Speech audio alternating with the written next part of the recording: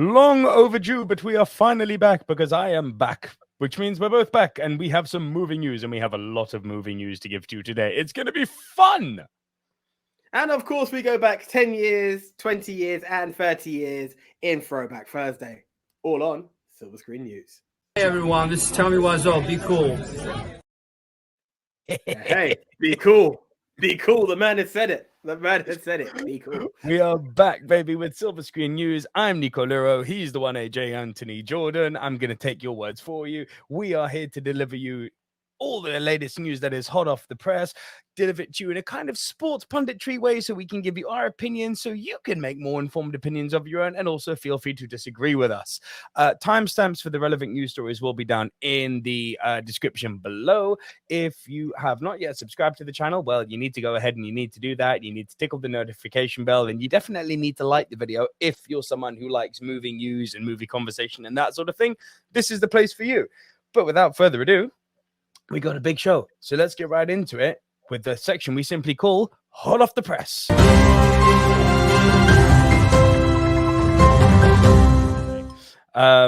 Right, AJ, first story.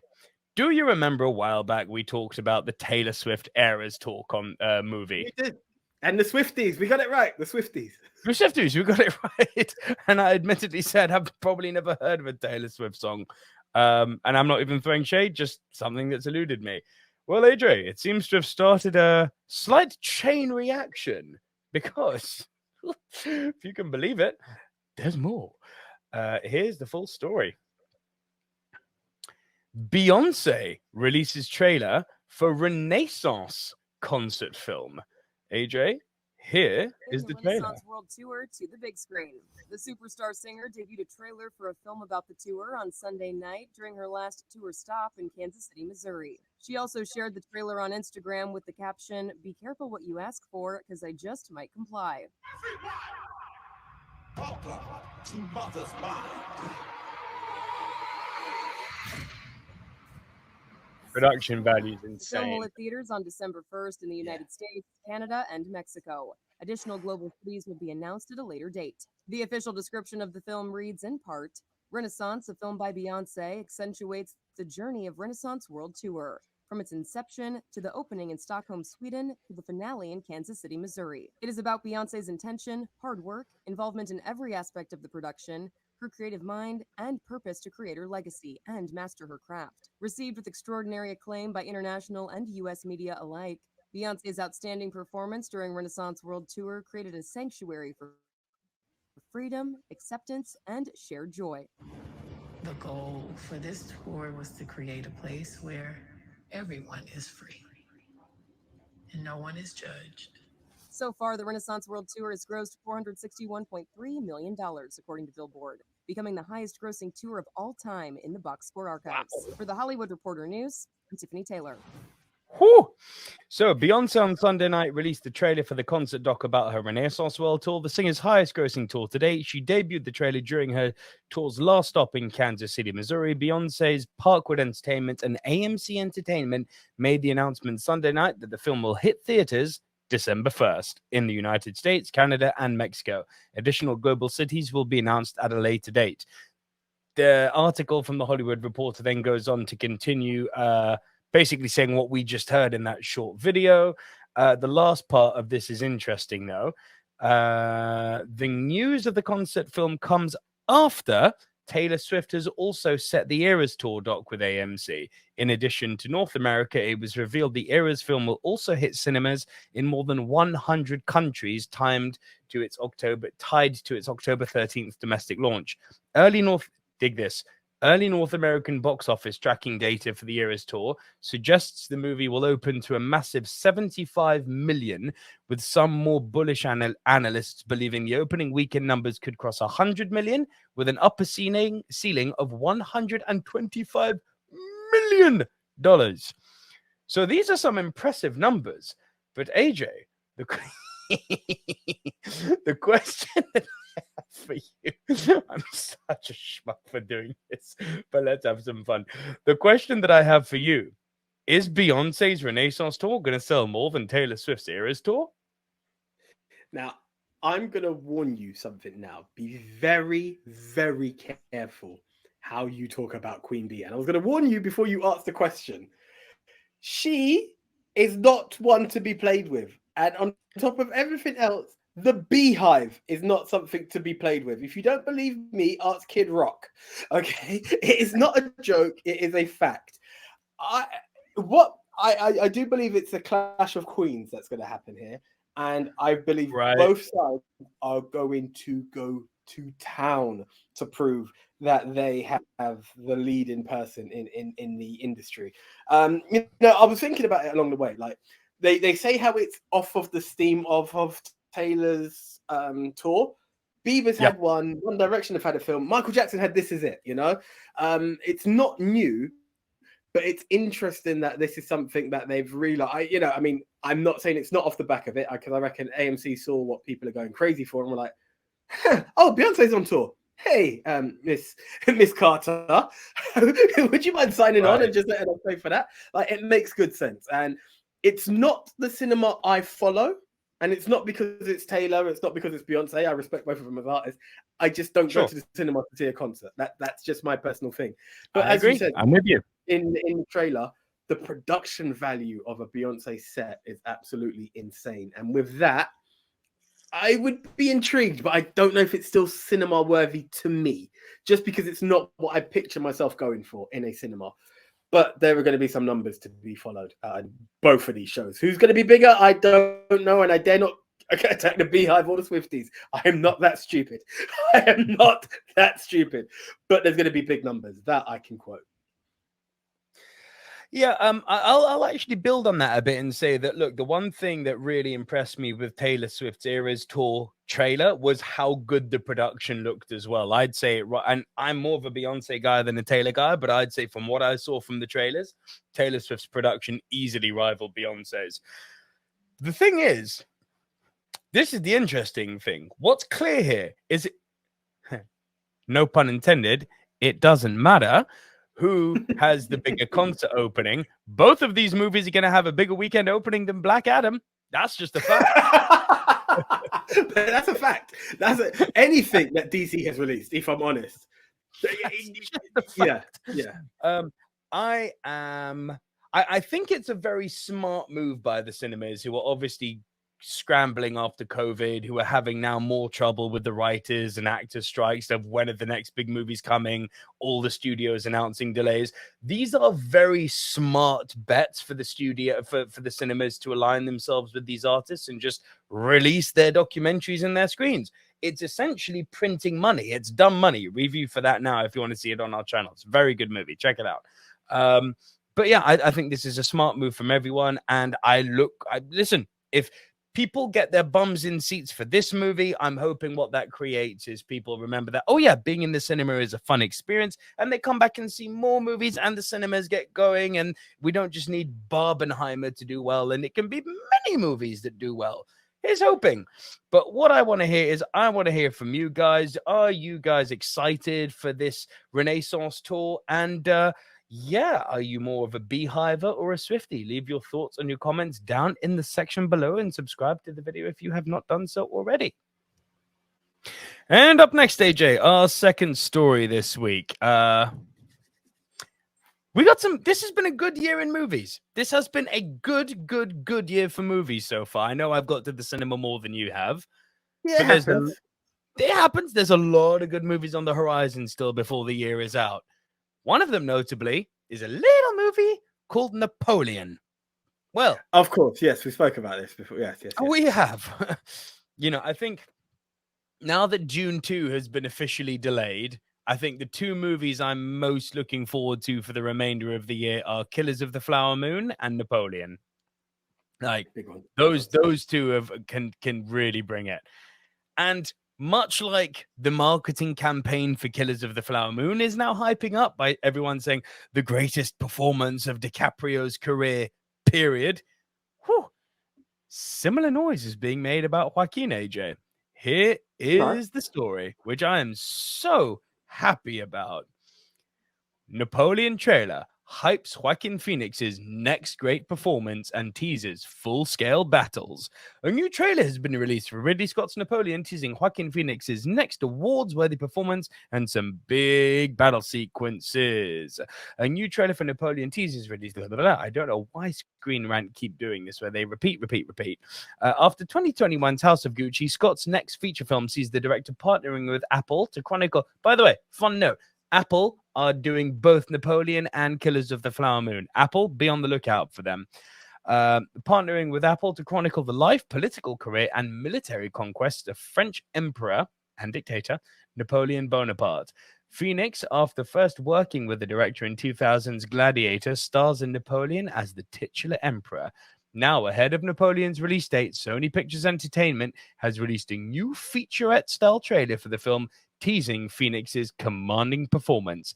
The trailer also reveals more battle scenes from the movie, including one involving brutal hand-to-hand combat and another involving explosive naval warfare. AJ, here's the trailer. Oh, incredible. I'm not built like other men. I cast Joaquin because of his passion. I will keep you guessing and scared. Scenes with him just felt really authentic. He was unbelievable at capturing the idiosyncratic psychological portrait of this unpredictable personality. When you're doing a film with Joaquin, he comes alive. He's evolving into Napoleon Bonaparte. Cut off their retreat! It was really amazing to watch him. Cinematography is beautiful. I could really see him tapping into that kind of psyche. My destiny is more powerful than my will. He's one of the best. I found the crown of He your is. brother. I picked it up and placed it atop my own head. Napoleon, exclusively in movie theaters November 22nd. My Man. king was just Absolutely brilliant. So the question, AJ, to you that I've got is, and this is, let's just have some fun with this, because this effectively isn't news. We're dreamcasting here. We're fan booking. But AJ, is Napoleon going to be Joaquin Phoenix's next Oscar performance? It's hard to say no. It's hard to say no. It's the kind of film that the Oscars will lean to. You've got a director who's given the quality that they're going to adapt to and accept. And it's not to say Ridley Scott has not been up for Oscars before in his movies. So that's it's there. And Phoenix just brings the rain, doesn't he? So there's not much to say it can't be an Oscar contender, to be honest. It looks powerful. I've seen some beautiful set pieces there. Honestly, that was beauty on screen, and that's the small screen, literally as small as you could have asked for in terms of compared to what is going to happen in the cinema. Yeah, that sold me more than the initial trailer. If I'm honest, that looks really nice. That looks like a really good film. I'm going to echo everything you've just said. Listen, Joaquin is just one of those actors where even when he's in a bad movie, he stands out, and I'm more in this for anything than Ridley Scott than Joaquin, which sounds weird, but you and me have been agreeing for the last few weeks now that Ridley Scott gets a seriously unfair rap. Like when we did Top 10 Directors of the 21st Century, which is on our YouTube now, go check that out. Ridley Scott was in the conversation because if you look from 2000 to 2000, which included Gladiator, up to 2023, the man's body of work between that, American Gangster, The Martian, The Body of Lies, now Napoleon, it is intimidating. Yes, he's had some misfires like House of Gucci, but then even when he's doing like smaller scale movies like The Last Duel, he's so good, man. And to see these two paired up together again, all before Ridley Scott's next movie, which just happens to be Gladiator 2, starring Denzel Washington, man, bring it on. Do I think Joaquin's going to get nominated? Yes. Do I think he's going to win? So hard to say. In a year where DiCaprio is supposedly turning in his finest performance, where Paul Dano, who, much like DiCaprio, was long overlooked for Oscars, and a lot of people think he's overdue one, Paul Dano was so good in Dumb Money. I can't tell you. I actually think he's a dark horse, mate. That's on my radar. Dumb Money's definitely on my radar. I've got to be honest. You've seen the review that's up on the channel, yeah? I haven't, just because I'm one who prefers to watch a film then check the reviews recently. It's just the way I play it. But yeah, I'm down. Dude. So freaking good. But yeah, that's our thoughts on Napoleon. AJ, anything you want to add to that? Look, it just looks like a good film. And again, as we kind of said, even back with the Beyonce and the Taylor Swift documentary movies that's out there, support cinema, guys. You will miss it if it doesn't go there. If you've got a good film out there, go and support it. So yep, I'm down. Yep. Like the video and do let us know what you think of Joaquin's Oscar chances in the comment section down below.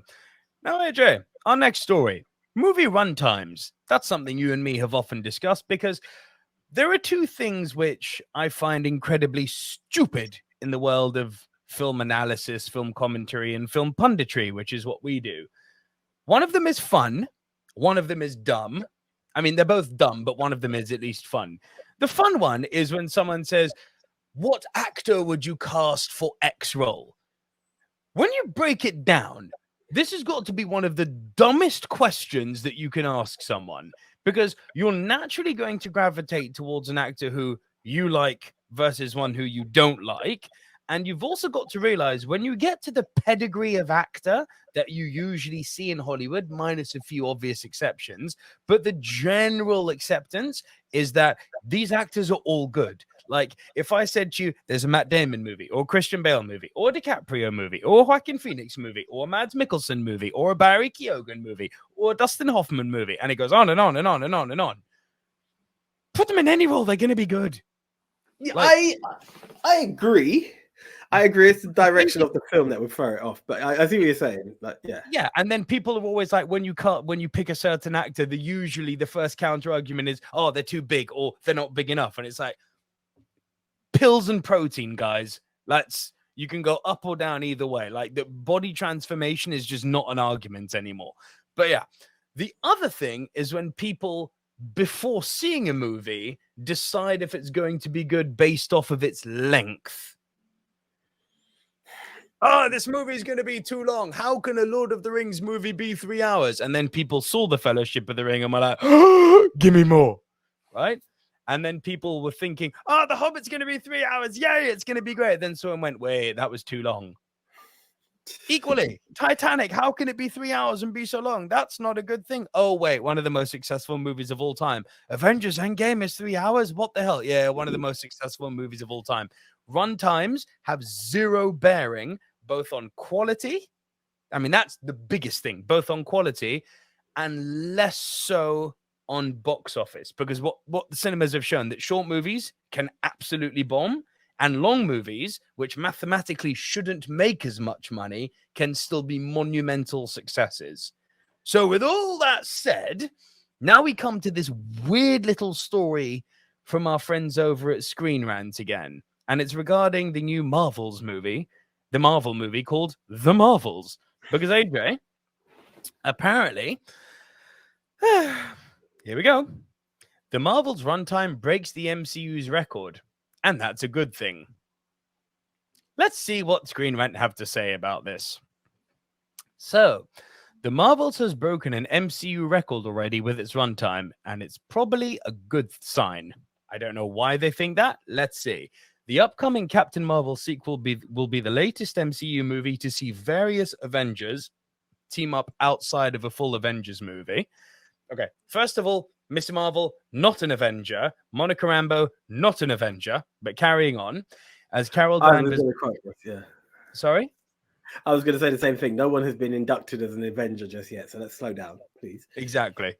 Carol Danvers is, Monica Rambeau and Kamala Khan tussle with another MCU Kree renegade, Darben. If the movie's runtime is anything to go by, this is a feat that won't take very long. The runtime was revealed in a now removed listing on AMC Theaters via IGN as being 105 minutes. Very short. This places The Marvels at the top of the list of the MCU movies with the shortest runtime, which includes the following. Top of that list is The Marvels. The Incredible Hulk is the second longest at 1 hour 52. Thor: The Dark World at 1 hour 52. Doctor Strange at 1 hour 55, and Thor at 1 hour 55. There aren't many modern blockbusters, particularly MCU installments, that clock below 2 hours these days. The fact that the next MCU film does might even be a little concerning when considering that the company it keeps as one of the shortest MCU movies comprises a few of the worst ranked MCU movies, but its runtime is by no means a signifier of its quality. Here we go. Now we're starting to talk sense. So it can be hard to envisage, but hang on. Where's this article going then? The Marvels is only 10 minutes shorter than Doctor Strange, one of the better MCU movies, agreed, which alongside the fact that messy productions notoriously plagued the other two shortest MCU movies, weakens the apparent correlation between short runtime and poor quality. Despite having 3 characters share the leading role in the Marvels, no origin stories are needed, which means there will be no time lost rushing through how they came to acquire their powers. Instead, the Marvel seems poised to focus on the main event, which should be a refreshing experience in the current franchise climate. This article is weird, mate. I don't know if you agree with me or not, but let me take the lead on this one. So, the fact that, first off, it says it's a good thing and then doesn't explain why. Listen, from a box office perspective, there's an argument to be made, obviously, mathematically. If a movie has a shorter runtime, it stands to make more because you can get more screenings of that movie, therefore more butts in seats. Sure, but to have that come to fruition, you need to have an audience that is eating out the palm of your hand. This ain't 2020. We in phase 4 now. People don't trust Marvel at the moment. People haven't trusted Marvel for a while. And the second part of this article saying, oh, we don't need to do origin stories. Bro, aside from Eternals and Shang-Chi, Marvel's hasn't done an origin story for a very long time. So I don't really know what they're getting at here. But AJ, what do you make of this Marvel's runtime being the shortest in the MCU history? I mean, look, the bottom line is it's the journey. And the journey can feel long. The journey can feel short. Now, the reason I say that is let's half the films you listed, let's add the Wolf of Wall Street to that. That goes over 3 hours. And you are like, I don't want this ride to end. You can see a film for an hour and a half, an hour and 20 and be like, this is dragging. Yes. And I think, I can't remember one film you talked about and you're like, there is no way only 40 minutes have gone. Now, if you can squeeze the content into a short time, runtime to me is irrelevant. Don't get me wrong. There are times that I could be like, I need to be in the right mode. Don't get me wrong. June is a perfect example. I really was enjoying the journey, but I was conscious of time because I had somewhere else to be, which I ended up cancelling. But that's a personal judgment. Now, had I checked the runtime prior, I can make balances of whether it's a film for me to watch at that current time. Right. It's how you display it. It's the narrative of the story. It's not the runtime. If you can get it all in there, you don't need to put extra filler into a film just because it's like, oh, well, that's not long enough. Get the story done. So it's quite irrelevant. And as you said, we're in phase 4. We ended phase 3 with every established superhero and every established villain. I don't exactly think there was any need for any backstory. So there is no actual logic to the story. It's refreshing. I'm not going to lie. It is refreshing to feel I don't need to be stuck.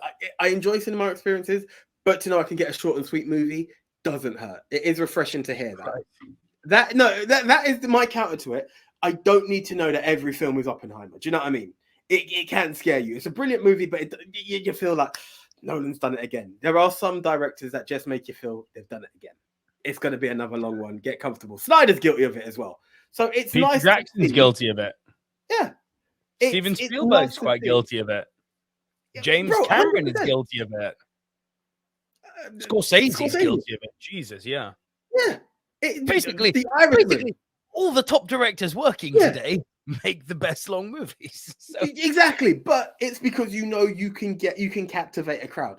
And that's the thing. As long as you can captivate, whether you do it in 20 minutes, whether you do it in 20 hours, it's captivating the audience. And that's what matters. And I actually, without having seen Ms. Marvel, I've seen the other origin stories. I've seen what happened to Monica. Was it in WandaVision? Like, I've seen what happens where it needs to be. And I think she's in another show. I can't remember right now. It's an interesting show. It looks like it's going to be fun. It looks like it's going to be a fun film, and that's what I'm looking for. If you do it short and sweet, all good. Yeah. I don't really have anything to add to that, other than I maintain that. Oh, for some reason I'm frozen here. I maintain Let me that. see if I can swap you over. I'm done, I think. Oh. I don't know have what's no happening idea. here. Let's go for this then. Will that help? That will do. Except I need to be here. Okay. Yeah. So look, it just shows that this idea that a movie's runtime in any way, shape, or form has some sort of bearing over a movie's quality or a movie's potential for success. It's complete bogus. But I want to know what you guys think. That, as far as I'm concerned, there's no ideal runtime for a movie. There may be your ideal runtime for a movie, but there is no one size fits all when it comes to movie time. So let us know your thoughts down in the comments below. Do you think The Marvels is going to be a success? Do you plan on seeing it opening weekend, or are you a bit over Marvel and Phase 4 and the like? Let us know down below. Right, AJ, our next story. We have some more fun coming up. Jesus. Do you remember when we were reporting on Barbie? Oh, it's only been 2 weeks since we stopped. Hit me. So Barbie's parent company. Do you remember we both said? You remember we both said, yeah, Barbie's success means they're going to tap into every single Mattel product because that's how these corporate guys think. Wasn't Daniel Kaluuya doing one of these weird movies?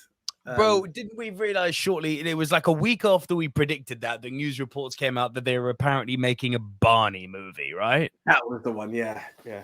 AJ, I have a Barney movie update for you. Hit me. Listen, in the world of Mattel having made one movie, they got a 100% scoring record. At the moment, it's not advisable to bat against Mattel, but here's the story of Barney, which remember they said was going to be directed at adults. It will not be an odd movie. Quote, Barney gets new description after being called for adults. Okay. The upcoming Barney movie will not be an odd movie, according to Mattel. Barney is among the long list of adaptations coming down the pike for Mattel following the success of Barbie. The Barney movie stars Daniel Kaluuya, well done, AJ, and will reportedly be geared towards a more adult audience than the Barney and Friends source material from which it adapts. Despite the adult-oriented nature of Barney, Mattel CEO Einon Kreis, I'm sure I've got that name wrong, claims that Barney will not be an odd movie. Speaking with Semaphore, Kreis eschewed any mention of plot specifics, but assured that Barney's approach would be fun and culturally oriented. Check out the full quote from Kreis below. It's too early to be specific, but I can tell you we are taking a fresh approach that will be fun, entertaining, and culturally oriented. It will not be an odd movie. Okay. So, I got alarm bells ringing reading that. Many alarm bells ringing. Listen. let's bring on the hate. In a world where we are being told, yeah, Colombian Snow White's a thing. Dwarves are not allowed to be dwarves. Can't have dwarves being dwarves. What is this nonsense? Although look at Peter Dinklage's new Toxic Avengers movie, and I laugh. I don't like that guy anymore after making sure the dwarves couldn't be dwarves. So he's temporarily dead to me, despite being a mega talent. I hear culturally diverse now. To me, that sounds like corporate lingo for virtue signaling. Put every single gender and color under the rainbow out there and make it a big statement piece, which I'm sure is exactly what the current crowd of cinema goers are after, given the Rachel Zegler backlash. I'm sure this is exactly what they want. I don't know how they make Barney for adults. I'm curious. They've already got me plugged in there because the same way that Barbie made me go, how are you going to do this? I'm curious to see how they pull a Barney movie off. But it's those last two words that got me culturally diverse. I'm like, what are you saying? That you're going to have a little white kid, a little black kid, a little Chinese kid, a little Indian kid, and a little gay kid, and they're all going to be singing. What are we doing? Why? What are we doing? AJ, your thoughts? I mean, it doesn't get more culturally diverse than a pink dinosaur anyway, does it? Or a purple dinosaur. But let's like what do you know the alarm bells I had? I kind of had the Ang Lee when he said the Hulk is going to be a Greco-Roman tragedy. Like let's call a spade a spade. It's a freaking Barney movie, you know? Like there's only so much ground and depth you can have. No matter which way you're going to. To me, an adult-orientated Barney movie can only be a spoof. It can only be that. There's no way you're going to, capture the magic and make me remember who Barney was. I get that. But Barney will not be able to get Barbie magic either. As much as I love Barney, I had time with Barney. I can't say I've had huge Barbie time, but there was something about it. But the Barney movement will never match the Barbie movement. Just in case, historical figure, like we anytime Barbie is brought up, it has a treasured moment. It's kind of like what an action man was to a boy, or to a young individual. Let's not stereotype. I'm not here to be cancelled in a very topical area anyway, right now. But Barney is just not that. We've all had fun with Barney. Anytime anyone brings up Barney now in the current state, you just have to take it for what it is. It is a joke. Do you know what I mean? No one goes like, it was such a memorable moment for me. Barney was everything. If it wasn't for Barney, I wouldn't be me today. I love you. You love me. We're a happy family. No, it doesn't happen. It just doesn't. You know what I mean? It just doesn't. Let's be real. So with that, and don't get me wrong, the message is perfect in a world of acceptance. That is perfect. But it was already, and I know you're going to give me the backlash, people, for saying it. Barney was already a United Color of Benetton's advert anyway. Do you know what I mean? So what you're going to try and show and be like, it's not going to be odd. There's no ground basis to give me a strong basis of Barney. And if it's going to be from Barney World, which was just right next to Barbie World in this whole Mattel universe, and you're going to bring back Will Ferrell in the Ivory Tower one more time, you're not giving me anything. So bring what you're going to bring. I need to see a trailer before I can make any judgment, because right now they're not really selling anything to me. God, imagine when the Barney trailer drops. I can't wait. Oh, it's gonna be funny. Orientated. It's like, are you gonna try and like play with the blood and honey angle, but not so deep, because adults are still gonna, kids are still gonna want to see it. The blood and honey angle, I love it. Do you know what I need? I need depressed Barney and these adults who need to go back into their childhood to remind Barney just who the hell he was. That's what I need. I need depressed Barney. Kids don't care anymore. I need this to be like an anti-Barney movie. I need Barney to be like, remember when I was on TV and I was preaching love, how everyone was not so goddamn sensitive? Do you know what I mean? I need that kind of thing. Jesus Christ. Listen, it is what it is. Let's see. Leave your thoughts and your comments down below. Bring on the hate. Don't care. And if you're here, we love you. Thank you for staying. Right, AJ. We've got one little news story from last week before we move on to TBT. And yeah, it's a bit of a sad one. But when we go to last week's news footage, it's a section that we call News Update.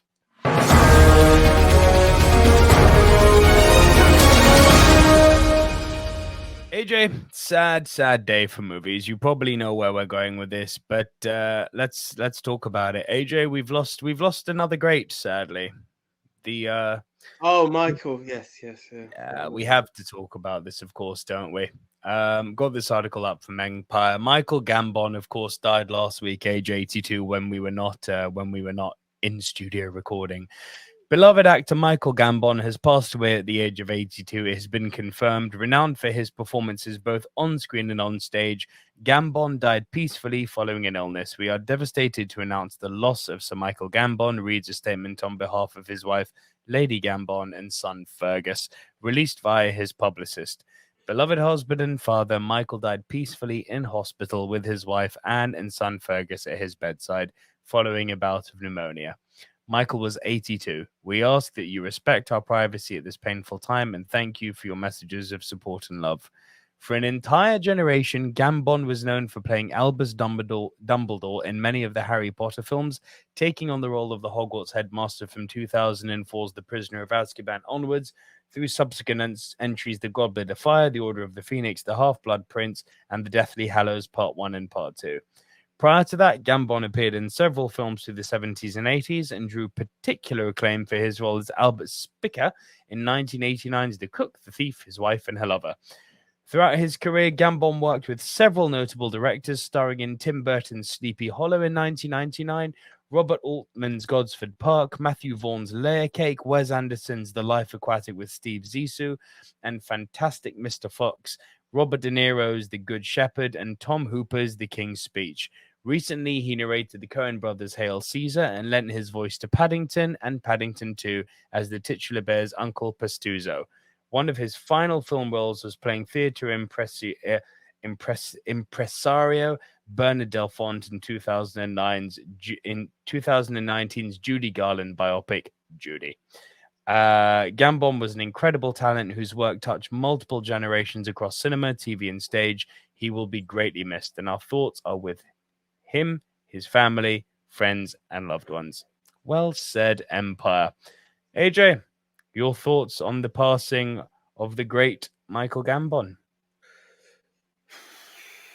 It's really sad. It's just one of these things that do you know what? I feel like I'm even doing a disservice trying to say anything different to that Empire obituary, to be honest. I feel like it was beautifully written, and it's not often I've said that on this show. Not to say that there've been crap articles, but that was really beautifully written, and it shows some of the films, and that, it's Layer Cake. I wasn't even aware that he was doing Uncle Pastuzo, if I'm honest, in the Paddington movies. What was the other film? The King's Speech. These are the stuff I recognise him from, aside from the Harry Potter films. And to think that how well, if I'm honest, how well he picked up the baton from replacing a Dumbledore and owning it. It's not easy to take over a role from someone in a franchise once it's established. And correct, he owned it really well and has become a legacy for, we've just talked about the Mattel universe and whatnot. But the wizarding world is huge, and Harry Potter is pretty much at the top of it. And people have not learned to love Dumbledore, but have always loved Dumbledore, and they've loved Michael Gambon for what he provided in that. And to lose such an individual is going to affect. I say affect. It's not for me to talk for others, but it's a great loss. It's a great loss. Condolences to the family and all those that knew him. A great performer on stage and on screen, and he will be greatly missed. I think it's the best I can say. You know what? It's interesting you mentioned Harry Potter, because the two things that stand out to me in that, and don't get me wrong, he's not only noted for Harry Potter, but that's arguably his most famous role. So just zoning in on that, as you said, the fact that he was able to pick up the baton so well from Richard Harris, who appeared in the first two movies, who was also a fantastic Dumbledore. It was almost poetic. It came at such a good time, because the third movie, Prisoner of Azkaban, when he first appeared, had such a radical change in tone from the first two movies, which were a bit more childlike and jovial, that it as I said, it was almost like he was burdened with glorious purpose, quote Loki, but it worked so well having him in there. And speaking of the Harry Potter franchise as a whole, do you realize how many of those people we've lost now? Robbie Coltrane, Alan Rickman. They're getting old, these guys, man. It's crazy to say that. Yeah, it is really sad. The Harry Potter cast. And, even when you look at the cast itself, from the students, how old they are and what they're doing now, like, I remember watching Tom Felton somewhere, and I was like, wow, oh yeah, they're not as young as they once were. It's something. It's weird. Father time is a weird thing to oh yeah, Rupert Grint was in that recent M. Night Shyamalan movie, wasn't he? Yeah. Knock at the Cabin. Daniel Radcliffe is being touted to be the new Wolverine. Please God, no, but it wouldn't surprise me. And Emma Watson has arguably had. Is it fair to say she's had the biggest career of all of them since she left? I believe she has. Her films are just more notable. Like, for all that they've done.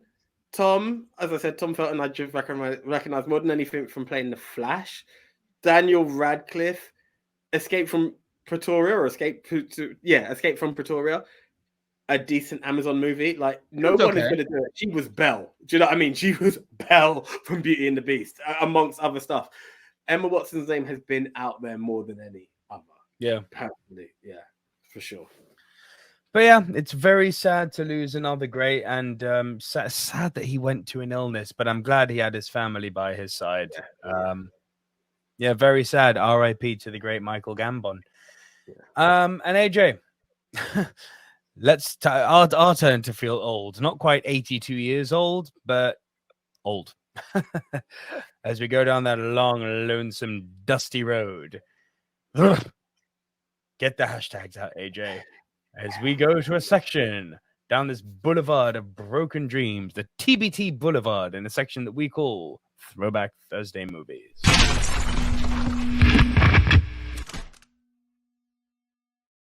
everyone, this is Tommy Wiseau. Be cool. Be cool. The hashtag is up once again, guys, because yes,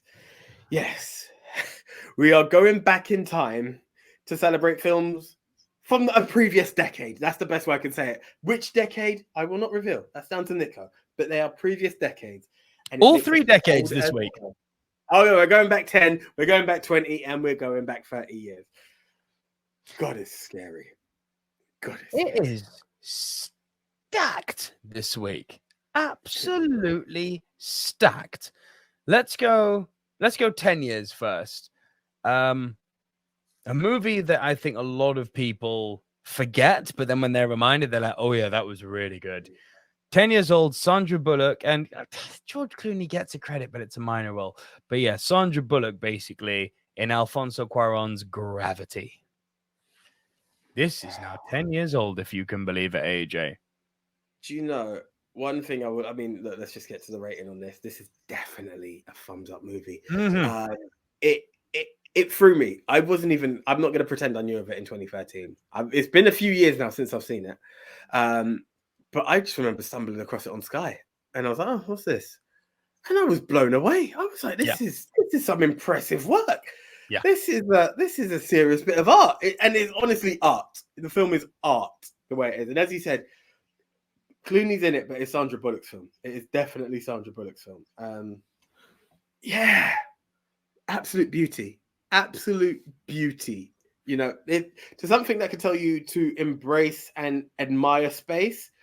The cinematography is, I won't say second to none, because there are some stuff you can compare it to out there, but it's a visual beauty, and the acting's stellar as well. It's definitely one to be seen.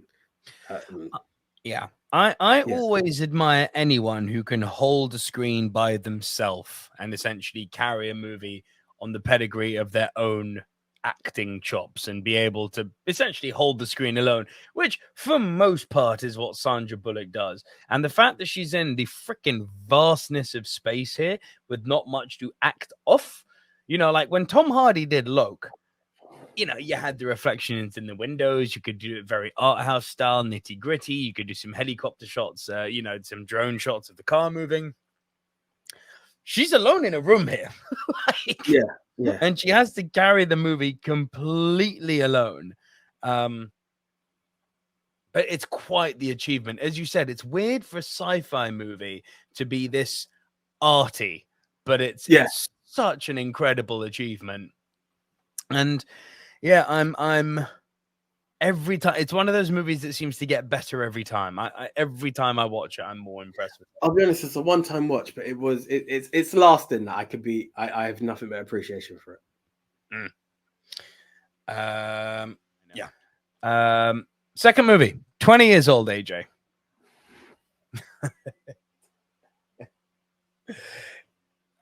I think if I sing one of the songs, you probably won't know it well enough. But it's crazy to think this is 20 years old. Jack Black in School of Rock. Now, here's the thing, and this is where I get the hate. Yeah, I have not seen this film.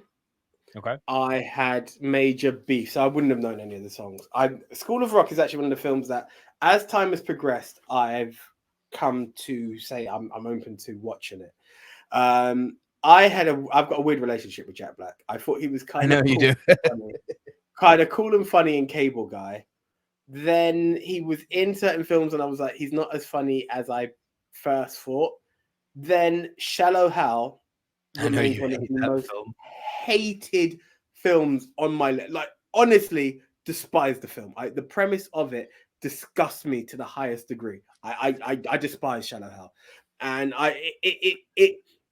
it's funny where some people could find it. Put it this way: as much as Ryan Reynolds is a nice guy, there's a part of me that sees a lot of self-appreciation that can seem a bit conceited. That I can, for sure. I'm like, you're a damn good-looking guy. You can get away with that crap.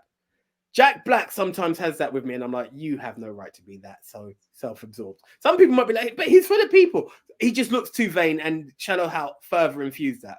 Now, I know I'm diverting, but that's mainly, it was in that same period, and I'm like, I don't want to see this film. I just don't want to know what it's about. Oh, yeah, the guy who's in the band, now he's trying to show he can teach kids rocks, get out of it. That is what I felt about School of Rock when it came out, and it's taken me a long time to be open to watching the film. So that's why I've not seen it. Well, what I'm going to say isn't going to help you, I'm afraid, because listen, I was okay with School of Rock when it first came out. I've seen it a few times now, and it really is just law of diminishing returns. It's not bad. It's just there. Okay. It's just there. It's like, so you're a failed musician who goes to teach rock to kids, and they do a school play where they rock out. Okay. It's not like you've got them like a record deal, or like they've turned them into some sort of big shots, and like all the kids fit into these archetypes that is just so pastiche and surface level generic that you're like, okay, so the little socialite PR like girl, oh, but she's gonna do PR. Oh, the guy who's got a bit of an edge, I'll make him the drummer. Oh, the girl who's got a bit of an eating disorder, make her a backup singer. It's like, okay, like, yeah, stereotypes. I see what we're doing, but like, okay, what do you have to say? Not very much. Like a lot of Richard Linklater's movies. Oh, that's gonna sting people because I know people love Boyhood, but if I had that meme here, this is where I'd go, another white boy with a podcast.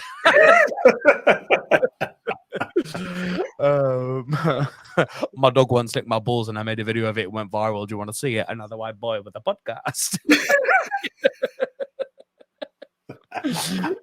But I don't think this film's that good. Like, as far as kid movies go, none of these kids have had careers that have registered. I mean, there's no Macaulay Culkin or Jacob Tremblay or Kirsten Dunst or like, oh, what's her face? Fanning. Thank you, Dakota or Elle Fanning. There's none of them in there. Like, there's no kid who's got that sort of pedigree that you, even the kid in The Creator, whose name I don't know. I didn't like that movie. Review came out on the channel today. Not for me. But the kid in that is sensationally good.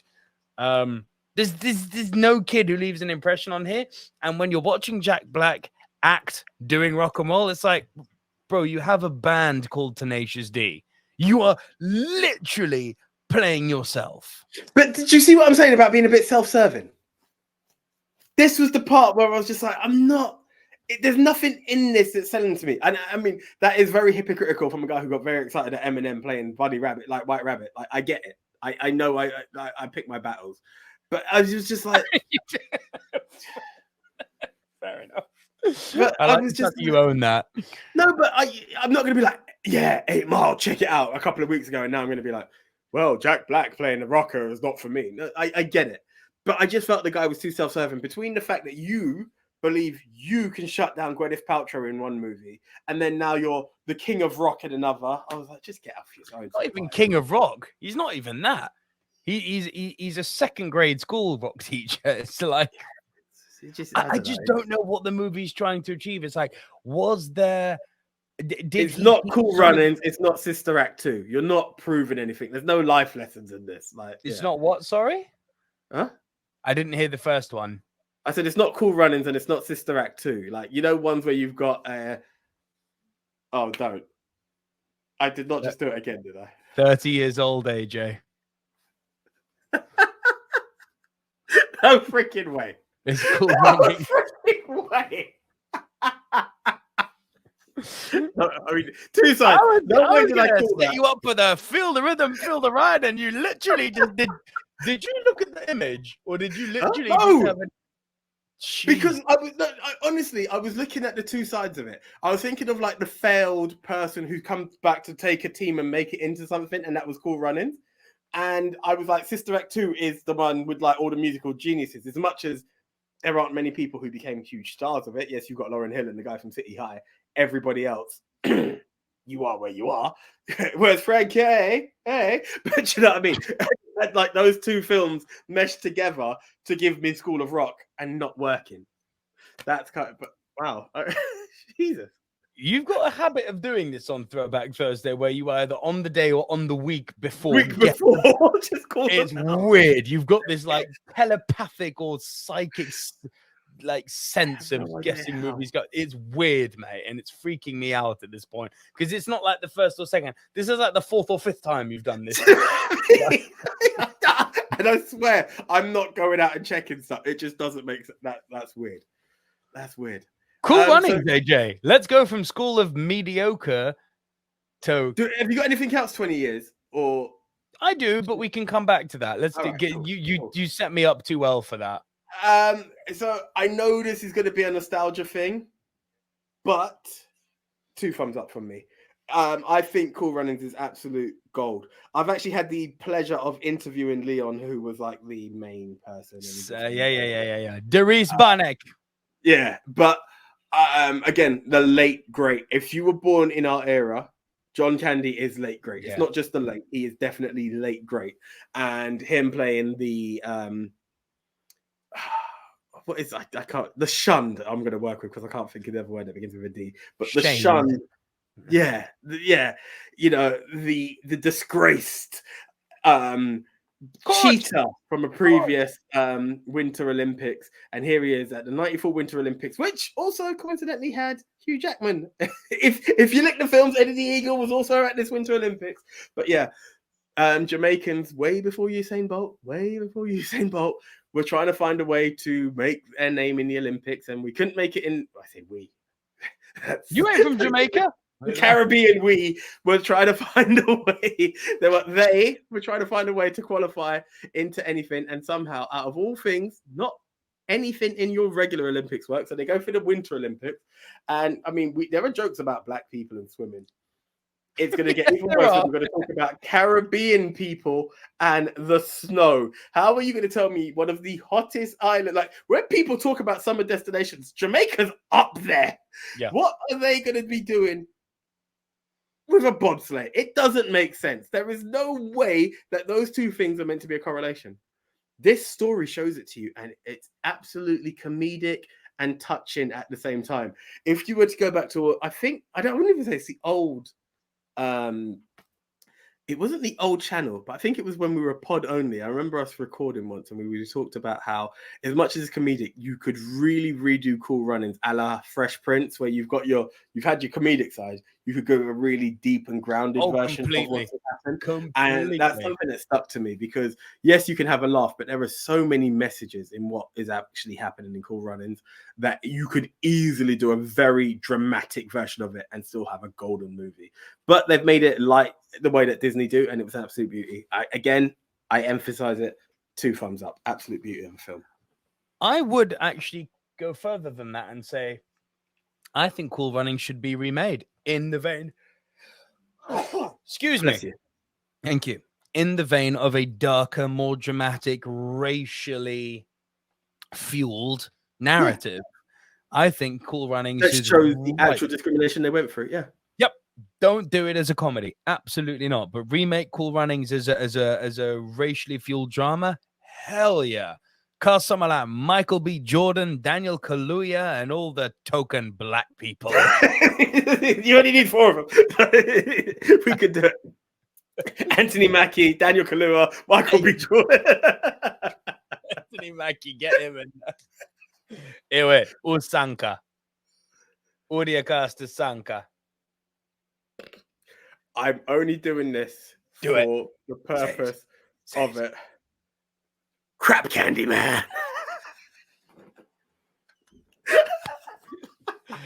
Hey, yeah. Hey, yeah. Or You dead? do you know what?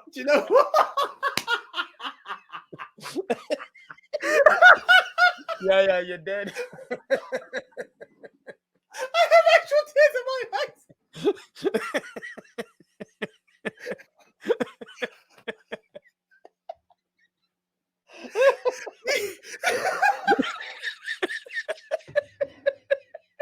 Oh, that was not the plan. The other one, now that I was going back into the AJ moments of anger, the other one for Sanka, for the only light comedic humor part of it, we could bring in the big man.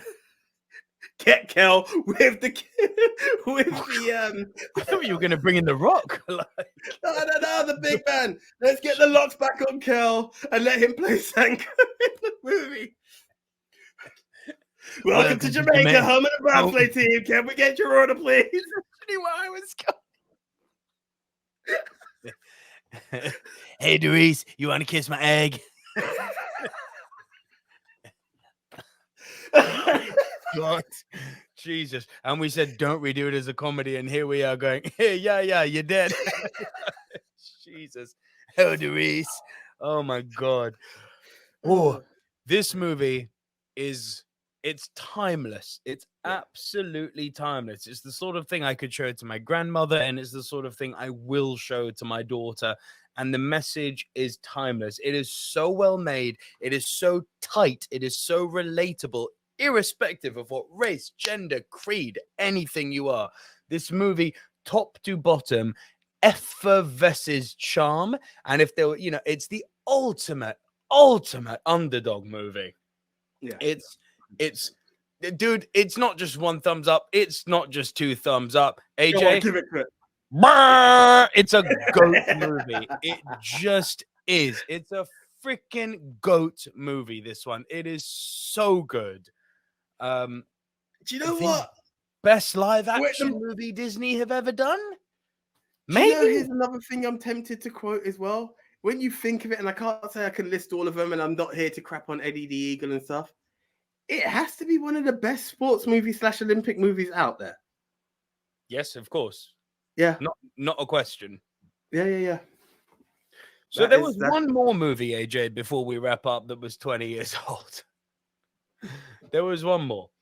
And I played my guy Tommy because we met Tommy Wiseau. We actually met the guy. Because 20 years old, AJ, to be fair, it's not 20 years old this week. I just want full transparency. The week before I had to go and film in Sardinia, so 2 weeks ago, this movie would have been 20 years old. So it's not now 20, but it's this month type thing within the last 28 days, 20 years old. And because we met Tommy, we wanted to just share our experience with you. So yeah, The Room is the other movie. And look, it's at Liverpool Street. Come on. The Room is awesome. The other at the Prince Charles Cinema, as it shows here. Let me just roll this video for you guys, because we had such a blast here. So at the Prince Charles Cinema, The Room, Tommy Wiseau live. There's no premiere, Big Shark. Oh, hi, Merch. This guy. And I'm not alone. Wagwan. Hey, yo. Hey, it's two of us tonight. Look at this. We're here. We had to be here. But the queue. Woo! The queue to see Tommy is quite the thing. Yo. Yeah. Okay. That is the power of Tommy Wiseau. That's insane. Look at that. I know, I was here. The power of Tommy. Oh, hi, AJ. Oh, hi, Nico. 20 years on, bro. Do you know what's actually really embarrassing? Not planned, but guess who's in the same shirt? We just came from that. Say what you were saying about him before, like off air, because it was really good. Do you know, here's the thing, and so major props and shout out to Dender Tech on this one. He was able to, his boy Kieran gave us the hookup and got some tickets for us, and we was able to come to it. Now, people, here's the thing. If you ask me, and I feel a bit of a hypocrite because I'm not going to say I would have given The Room a thumbs down because I think it would always get a thumbs up because I feel like it's one of the most craziest films you can ever see. But with that craziness that comes, and this is the part that I'm very happy of. I have a signed copy of one of the craziest films I've ever seen. And if you follow the AJ journey, I've met Cuba Gooding Jr., I've met the cast of Another Hood, I've met celebs along the way, film stars along the way, I've done award shows, I've literally had a full-on conversation with, the lip pitch with John Boyega. I've done it. Yet this touched me in a way, and this was fresh off of Star Wars, it's touched me more than a lot of these stars that I've had full-on interviews with. And it's because for all the madness that people can have with this film, I was sat back in a way that if anyone's been to a room screening, you know about it. There's throwing of the spoons. There's all the madness of people laughing and joking over this film. Even when it came to seeing The Disaster Artist and seeing people laugh at the film and seeing what Tommy felt and walking out, I related with those laughing like, of course, this is what you're going to do. I didn't have that energy in the cinema because no matter which way you look at Tommy Wiseau, you're going to laugh. You're going to see it. You're going to see one of the most eccentric people you can ever picture. But my respect for a man who has had a film released, as Nico has just said, 20 years ago, and is still selling out cinemas, not on a monthly basis, not on a yearly basis, a weekly basis. People go to see this film. Yep. I believe Rocky Horror, for all the love that it gets, is maybe going to get that love only at Halloween, so it's once a year. Star Wars movies are box office babies. Are not doing that. No, they're not. The Avengers are not doing that. Avatar can keep re-releasing and outdoing itself. Jurassic Park was 30 a few weeks ago. It didn't sell out anywhere.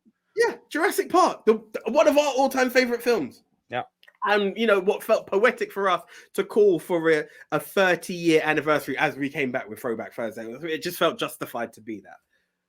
This film is a mark of something to be respected because it's a man who, despite all the laughter that has gone on at him, has lived and followed his dream. And Tommy, if you do ever happen to see this, I want you to know that what I said to you when you signed the script, I mean it again. Not only have my respect been boosted for you, but you have actually motivated me for what we're doing here. And this is the most serious you could ever hear me on a Silver Screen News, right? But it motivated me to chase one's dream. Don't listen to the naysayers, because for all those who will say the film's crap and how does a woman say she has cancer and we never hear anything about it, what was the point, all the other bits, throw a spoon every time you see it, all of this, you funded this film, you filmed it in ways that people never imagined, and it is one of the most talked about films for the past 20 years. If any of our videos ever do that, I would love it. So you know what, nothing but salute, and I will encourage. Do you know what? I'm going to go back on my words. I'm going to give it a 2 thumbs up because it is one of the most controversial films you will ever see, most divisive films, should I say, you will get from people. Some understand it, some will just laugh at it, but it needs to be seen, and for that, it gets my 2 thumbs up. I'm going to play a few more clips from our meeting with him, and then I'm just going to give my thoughts on the room and basically echo a lot of what you just said. But so I'm going to play a segment now where he just came on stage and listen to what he's saying. Yeah, he's not all there and he's a bit kooky and wacky, but what he's preaching, it's good stuff. And then there's a section where I'm asking him a question, and then AJ mentioned the spoons, which you'll see now. But yeah, look, this is Tommy on stage.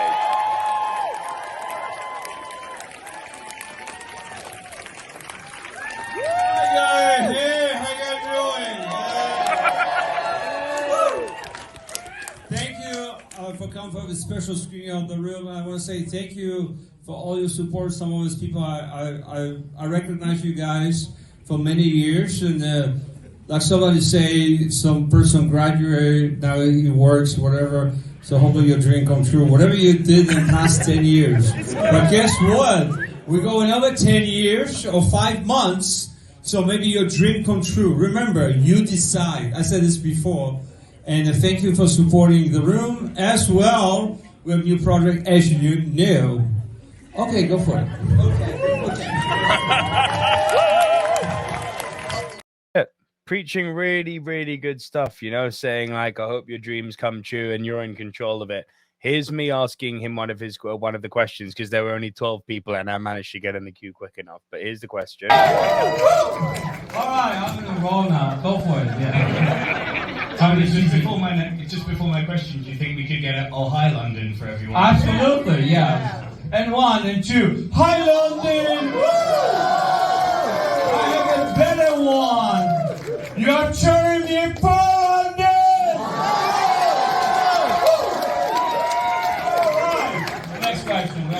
So That's you again. I thought that was a ghost. Yeah, go for it. I'm sorry. So the room's now in its 20th year. You did it all with your own funding, out of this Hollywood studio system, and it's become an amazing success and a cult phenomenon. Would you ever consider working with the studios to go even higher? We're always open for the studio system. There's nothing wrong to work with everybody.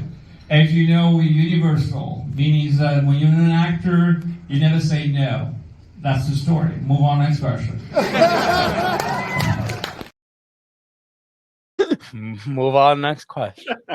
And he was I love his openness to everything. It's so good. And so AJ mentioned the throwing of the spoons because yes, there's the infamous paintings or like pictures in the room which have spoons in them, because my man's obviously just been to an IKEA and not changed the frame, and that somehow managed to find its way into the movie. So it's now a cult thing when you go to see The Room at the Prince Charles Cinema. Whenever there's a scene, and there are many, where the spoons are in the displays, you throw plastic spoons. Here's how the cinema looks afterwards. Completely sold out crowds for The Room, a 20-year-old movie. Check the spoons.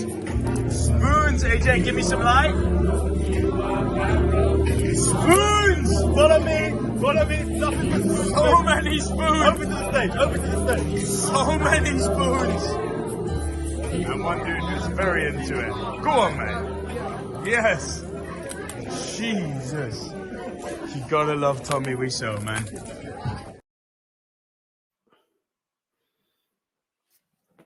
You're muted, bro. That's yeah, and you do. You have to love this guy. It's like, and that's the thing I'm going to add just to build on something you said. J.J. Abrams did an interview which was played at the beginning of The Disaster Artist, where he said, this movie is still being spoken about. It's relevant 20 years on. And the fact that, yeah, it's bad. Do we question whether he meant it to be bad or he's just a terrible creative? To me, both of these things are probably correct. But ultimately, it boils down to it doesn't matter. It's the same analogy as to when you and me are watching wrestling or when you go to a comedy show. There is something monumentally healthy about the shared collective experience. And when we were leaving that Prince Charles cinema, everyone was happy. And everyone had a good feeling and everyone had a good experience. And for a movie to have, for whatever reasons, however conventional or unconventional, for a movie to make that many people gather into a little independent cinema, which was actually not that little, but into an independent cinema, 20 years after a movie's release, sell it out, and all leave with a feeling of satisfaction and joy, that speaks volumes as to how good the movie is. Not in terms of the quality of the making, but in terms of the feeling it induces. Arguably the most important cult film of all time because of the discussion that it invites. It doesn't just get one thumb up. It doesn't just get 2 thumbs up. I'm doing it. I don't give a AJ. Bro, I'm not even opposed. And can I just add something in the first video that you brought up, right? He said it. I recognize some of you who wished him success for 10 years on that film. Like, yearly, there are people who continuously go back to see this man because of that good feeling that it does. And he said it 10 years ago, that was said to me. Here we are for another 10. And I don't doubt that in 30 years' time, it will still get that love. Of course it will. Like, of course it will. It's a milestone movie. I could easily say it is the cult movie. It's hard to say that. Movie. I'm with you 100%. Movies are vessels of entertainment. They make us think, they make us sad, they make us smile, they make us laugh, they make us love, they make us care, they make us reevaluate things. But they are ultimately pieces of entertainment and art. And to that end, listen, if you can consider Tracy Emin an artist, Tommy Wiseau is an artist to the highest degree. And it doesn't matter if his art resonates with you. It is terrible, but it's so bad that it's actually great. And I think I'm going to end it there. Anything you want to add? Do you know, and I'm not here to like promote it and be like, I get it now. But for all the madness that I thought I was going to laugh at, and I'm not going to say I got the film, but second time viewing of the film was a lot different than the first. The first time I was like, what is this? This time around I was like, I'm seeing a narrative. It's still not correct. It's still like the random card changing of the lawyer friend is still like, you what? Do you know what I mean? The creepy kid watching a couple trying to make out. I don't even want to spoil the film for you. There are so many parts that are like, it doesn't make sense. It will never make sense. But the drug dealer scene. Where's my money, Danny? Is it drugs? Oh my God, for all they've done for you, you're in my drugs. By the way, how is your sex life? And that's the thing, just like an Arnold Schwarzenegger movie, yes, I said it. It's so quotable. Oh, hi, Mark. And I think that's the best note to leave it on. Guys, it's been wonderful. We're back with Silver Screen News. We're happy as Larry that we are. And yeah, we'll see you guys next week. Stay tuned throughout the week because you'll have these individual news segments coming out. You'll have reviews coming out. You'll have the top 10 show coming out. Lots and lots of movie content. This is the channel where you want to be, right here on the Silver Screen Dudes. Hit the subscribe button, smash the like, tell a friend to tell a friend, and we will see you guys. Ring the notification bell as well. Oh, yes, tickle the bell. And we will see you guys next week. Thanks for joining us, guys.